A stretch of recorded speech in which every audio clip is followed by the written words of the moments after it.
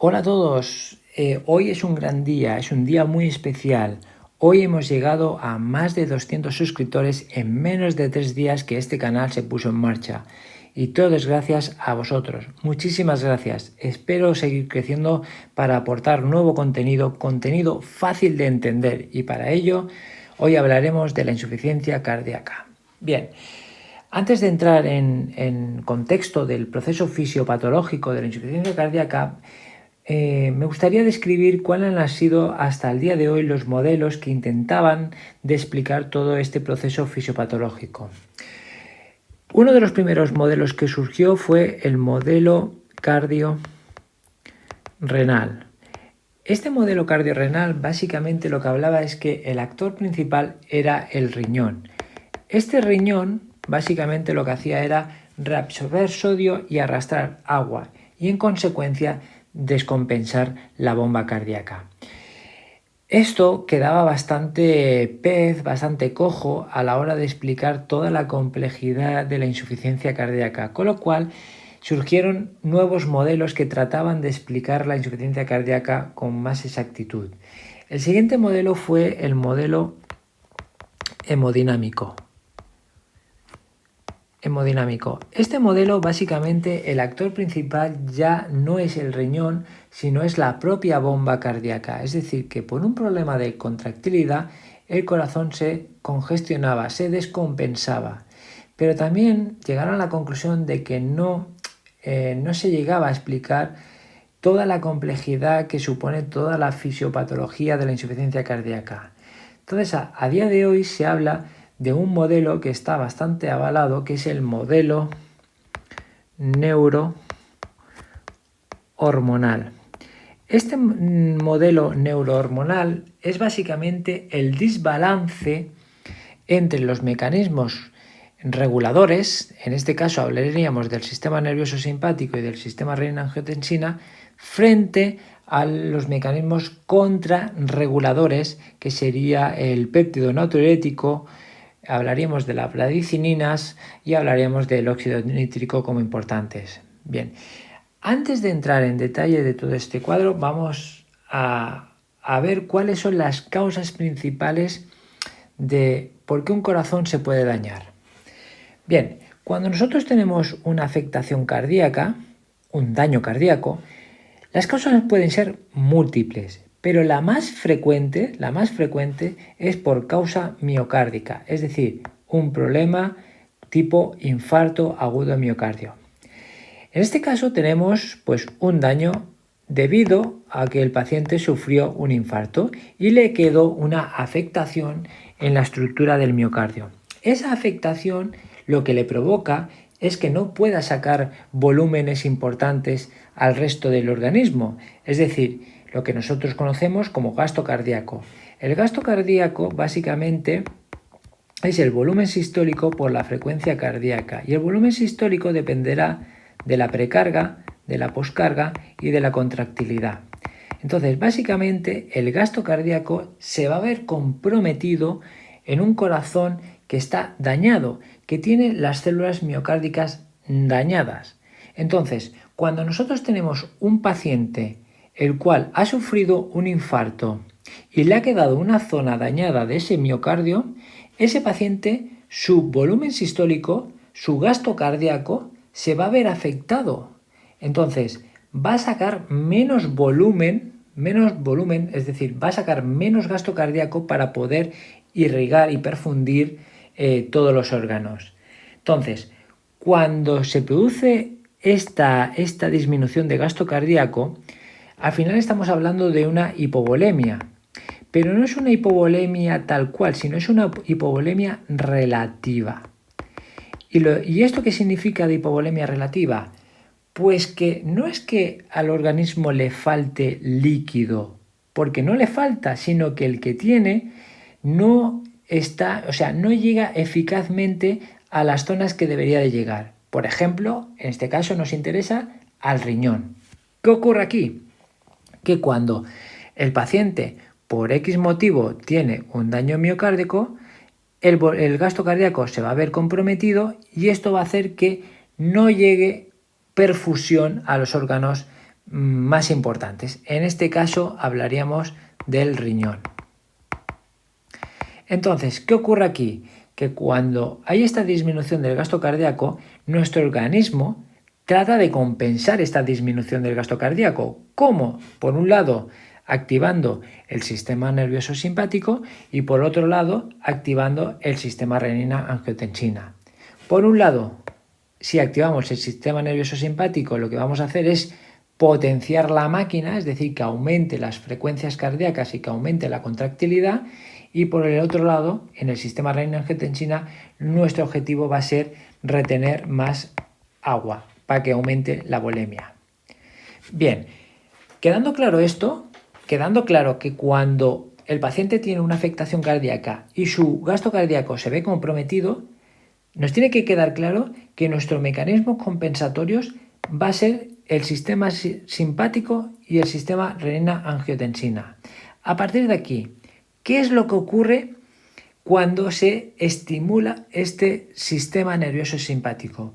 Pues hay una segregación de catecolaminas. En este contexto, la más importante sería la noradrenalina.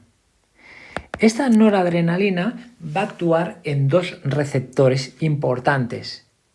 Por un lado, en los receptores beta 1, en el cual están ubicados a nivel del miocardio y que cuando la noradrenalina estimula estos receptores beta 1, lo que va a provocar es un aumento de la frecuencia cardíaca y un aumento de la contractilidad.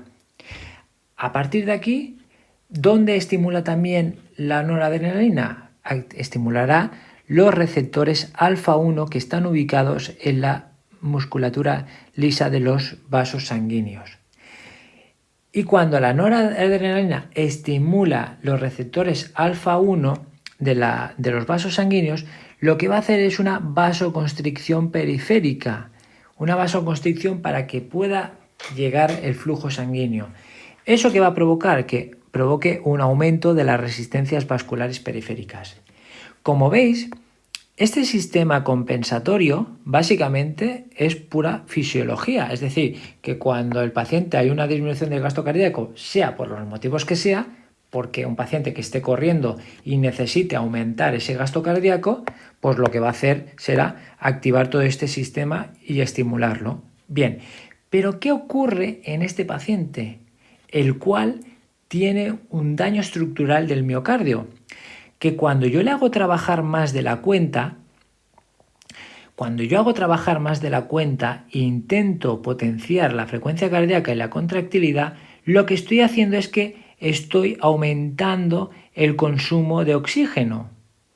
Y si bien todos sabemos, cuando tenemos un corazón en la cual tiene una zona afectada, tiene una isquemia, ese corazón tiene ya una menor capacidad de hacer sus actividades metabólicas, es decir, que tiene un aporte de oxígeno menor, con lo cual yo no le puedo hacer que trabaje más, porque si trabaja más, voy a aumentar más consumo de oxígeno y voy a provocar indirectamente más daño miocárdico, con lo cual este sistema que trata de aumentar el gasto cardíaco va a ser un efecto malo, como si dijéramos, dañino para el propio corazón. ¿Por qué?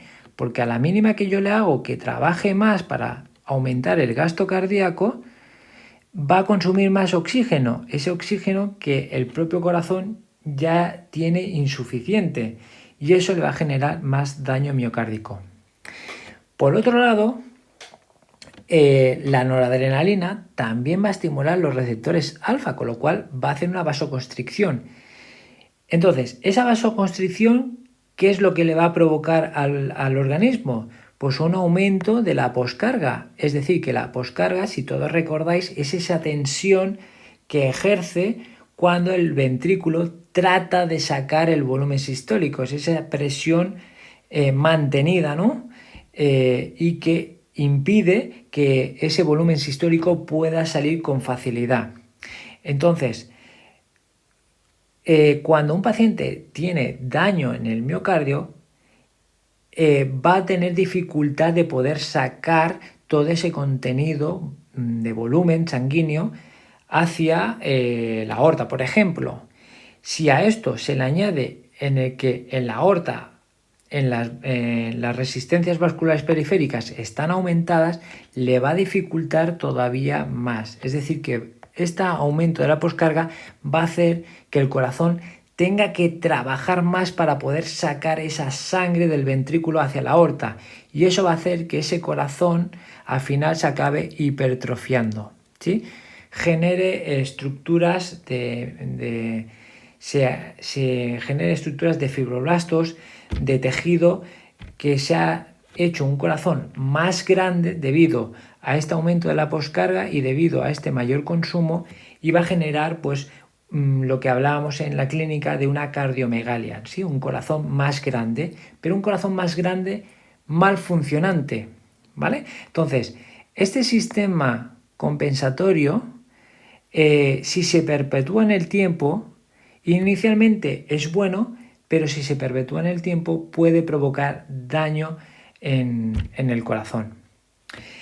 Por otro lado, teníamos el sistema renina-angiotensina-aldosterona, que básicamente era activado por el riñón, secundado por la hipovolemia relativa, es decir, esa hipovolemia que había percibido el riñón, que no le llegaba suficiente volumen, y el propio riñón activa el sistema renina-angiotensina con el objetivo de aumentar la volemia.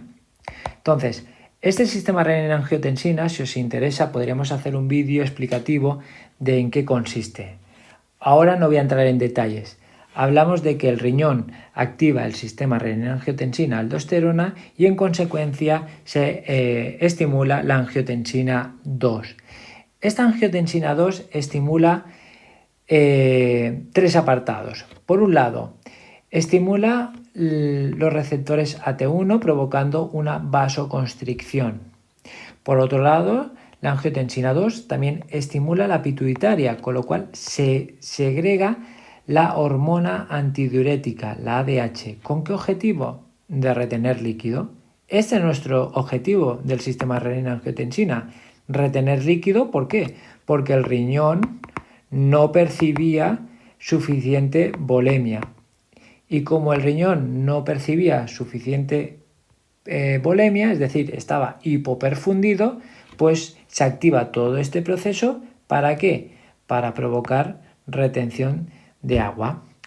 Por otro lado, que también estimula la angiotensina 2, actúa estimulando la suprarrenal, básicamente segregando la aldosterona.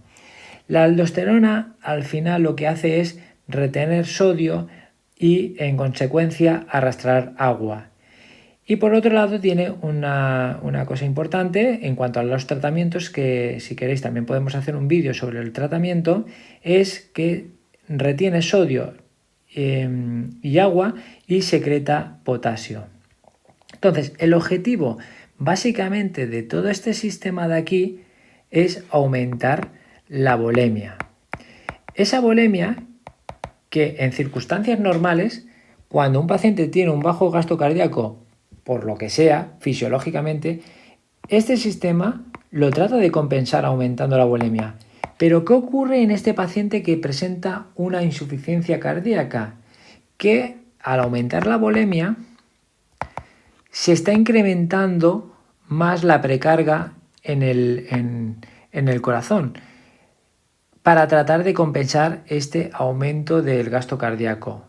Y este ciclo vicioso de aumento de la volemia, que va a provocar más daño, y esta activación simpática, todo esto entra en un bucle vicioso que al final va a hacer que el corazón básicamente se hipertrofie, se haga más grande, y que toda esta volemia que es activada por esa hipovolemia relativa se acumule más en el miocardio, en ese miocardio que es incapaz de poder sacar ya el volumen que tiene. Si además le añadimos más volemia estimulada por este sistema, pues lo que va a hacer es que se va a incrementar más, e incluso si el paciente no es capaz de poder sacar el suficiente contenido, toda esta volemia al final acabará yendo a parar a pulmón, ¿sí?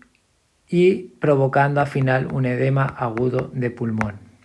¿vale? Es decir que, resumiendo, cuando un paciente tiene un daño en el miocardio, es decir, tiene una bomba insuficiente, eso se va a ver reflejado en un gasto cardíaco disminuido. Al tener el gasto cardíaco disminuido, nuestro sistema, ¿sí?, trata de compensarlo. ¿Cómo? Activando el sistema simpático y el riñón activando el sistema renina-angiotensina. ¿Con qué objetivos? Pues, por un lado, incrementar la frecuencia cardíaca y la contractilidad y aumentar hacer una vasoconstricción periférica, y por el otro lado provocando un aumento de la volemia. Y que esto, en un corazón dañado, pues hará que si antes era incapaz de sacar este contenido de líquido porque era insuficiente, ahora al activar el sistema simpático y activar el sistema renina para que incremente la volemia, cada vez la volemia va a ser incrementada, este corazón es incapaz de poderla sacar y puede llegar incluso a encharcar los pulmones y provocar un edema agudo de pulmón. Entonces, ¿cuál es el objetivo de todo este algoritmo? Básicamente, que nosotros pondremos tratamientos para bloquear este sistema con betabloqueantes, daremos fármacos por este sistema para bloquear con los IECA, daremos para los ARA2 para bloquear la aldosterona. Es decir, que este sistema, que puede ser un mecanismo compensatorio fisiológico en un paciente con un problema en la bomba cardíaca que no es capaz de poder sacar su volumen de sangre habitual, ahora, al incrementarle más la volemia, se empeora todavía más el cuadro, ¿sí? Entonces, ¿qué tiene que ver aquí el BNP, el péptido natriurético? Bueno, el péptido natriurético básicamente es un péptido que se libera cuando se provoca una distensión del ventrículo o de la aurícula, ¿sí? Es decir, cuando hay una distensión, cuando aumenta la precarga, se libera este péptido. ¿Con qué efectos? Vasodilatadores y de natriuresis. Básicamente lo que hacen es antagonizar todo este sistema, ¿sí? Bueno, esto es un pequeño resumen de la fisiopatología de la insuficiencia cardíaca.